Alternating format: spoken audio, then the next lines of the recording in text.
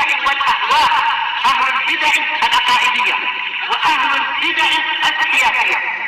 نقول بيننا وبينكم السلف، بيننا وبينكم الكتب، كان فيقول البدع بيننا وبينكم. Bismillahirrahmanirrahim. Qala al-Imam an-Nawawi rahimahullah wa qala ta'ala wa ma taf'alu min khairi ya'lamhullah. Ini sama dengan yang di atas. Intinya, apapun kebaikan yang kalian kerjakan, Allah itu mengetahuinya. Baik, kita lihat di sini Allah Ta'ala mendatangkan fi'il mudhari', menunjukkan bahwasanya pengetahuan Allah itu terus terbaharui, yaitu apapun kejadian yang terjadi baik di masa dulu, masa sekarang ataupun masa yang akan datang, Allah itu akan terus mengetahuinya. Berarti kalau Allah terus mengetahuinya, jangan khawatir, Allah itu Maha Dermawan, maka Dia akan terus memberikan balasan. Makanya sebagaimana sabda Rasulullah dalam sabda Rasulullah SAW dalam di hadis di Sahih Bukhari itu, "Mah alaikum bima tutiqun, fa innallaha la yamallu hatta tamallu." La yamalallah hatta tamallu. Hendaknya kalian itu beramal sesuai dengan yang kalian mampu.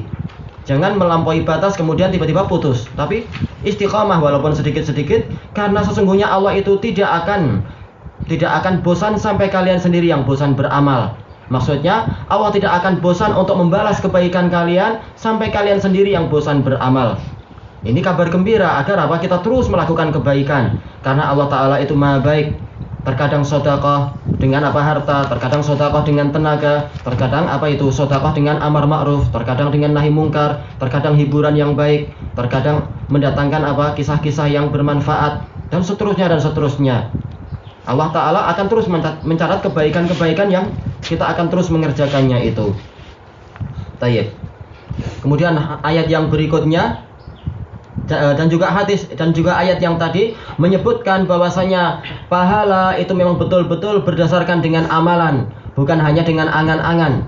Makanya Allah Ta'ala membantah orang-orang yang hanya mengangankan pahala tapi dia sendiri tidak mau beramal soleh.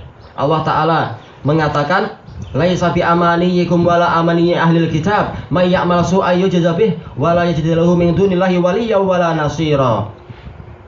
Wa may ya'mal minas solihati min dzakarin aw unsa wa huwa mu'min fa ulaika yadkhulunal jannata wa la yudlamuna naqira."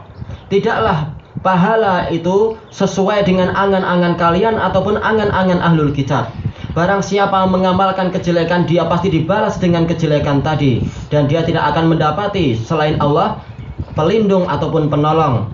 Dan barang siapa mengamalkan amalan kebaikan dalam keadaan dia itu mukmin, baik dia itu dari kalangan pria ataupun wanita, maka sesungguhnya mereka itulah yang akan masuk ke dalam surga dan tidak dirugikan sekecil apapun. Naqira, yaitu kulit ari itu ya, kulit ari yang ada di permukaan biji tamar itu, biji kurma.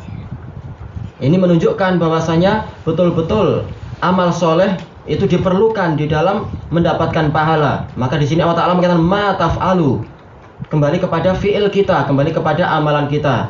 Makanya Allah Ta'ala mengatakan jazaa'an bima kanu ya'malun, sebagai balasan disebabkan apa yang dulu mereka kerjakan. Jadi memang harus ada amal soleh kalau ingin mendapatkan pahala yang baik. Wa qala ta'ala faman ya'mal mithqala dzarratin khairan yarah. Barang siapa mengamalkan seukuran dzarrah, seberat dzarrah, miskal ini ukuran berat, seberat dzarrah kebaikan, maka dia akan melihatnya. Yang pertama melihatnya ketika arad, yaitu ketika dipaparkan catatan-catatan dia, amil takada wa kada yauma kada wa kada. Engkau mengamalkan demikian dan demikian pada hari demikian dan demikian. Itu penglihatan yang pertama. Yang kedua adalah yara jazaa'ah, yaitu akan melihat balasannya. Walaupun dia itu adalah seukuran dzarrah. Terjadi perselisihan di kalangan ulama. Ada yang mengatakan dzarrah, dan ini yang dirajihkan oleh Syekhuna Abu Amr Al-Hajuri. Dzarrah adalah yaitu sigharun naml, yaitu semut kecil. Semut kecil beratnya berapa kg ya? Jadi kebaikan sekecil itu nanti Allah Ta'ala akan mendatangkan balasannya.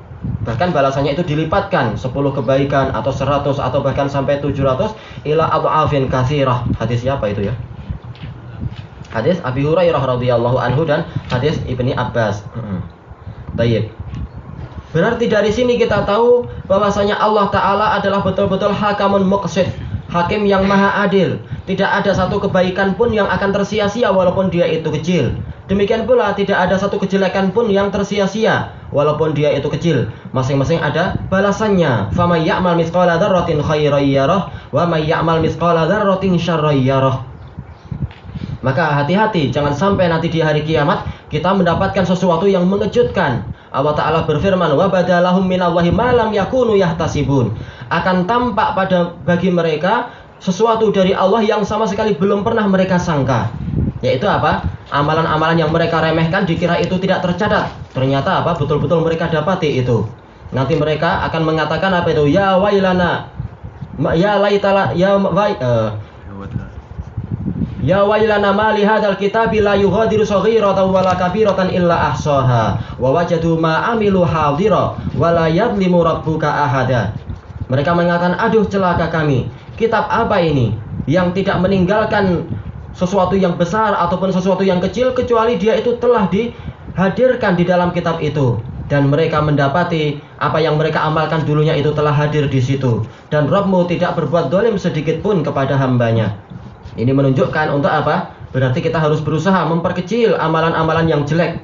Kalau kita mampu menghapus itulah yang diinginkan. Tapi kalau tidak mampu, maka kita usahakan untuk menghapus sedikit demi sedikit sehingga semakin ringan ukuran kejelekan kita itu. Dan juga sekaligus apa? Kita memperbanyak bekal-bekal amal soleh untuk di hari kiamat. Karena boleh jadi ternyata apa? Di dalam penimbangan tadi akan nampak dosa besar yang selama ini tidak kita duga-duga. Kita kira itu remeh, ternyata di hari kiamat dia sangat berat. Harus apa? Harus kita imbangi dengan amal soleh yang banyak. Sebagaimana dalam hadis Anas bin Malik radhiyallahu anhu diriwayatkan Imam Bukhari itu, innakum la ta'maluna a'malan hiya ataku ala a'yunikum minasya'r kunna na'udduha ala ahdi Rasulillah SAW minal mubiqat. Sungguh kalian itu telah mengerjakan suatu amalan yang kalian menganggap dia itu lebih ringan daripada rambut di mata kalian. Sementara dulu di zaman Rasulullah SAW kami memandang itu adalah sesuatu yang membinasakan. Maka jangan sampai kita mengalami yang itu. Hendaknya apa? Kita perbanyak amal soleh. Jangan sampai tahu-tahu ternyata ada dosa besar yang kita tidak sangka selama ini. Ucapan yang kita kira ringan ternyata Allah sangat marah.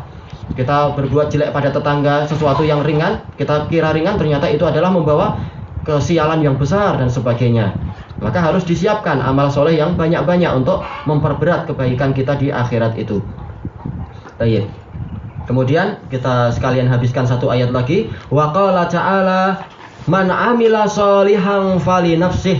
Barang siapa mengamalkan sesuatu yang soleh, maka itu sebenarnya adalah untuk dirinya sendiri.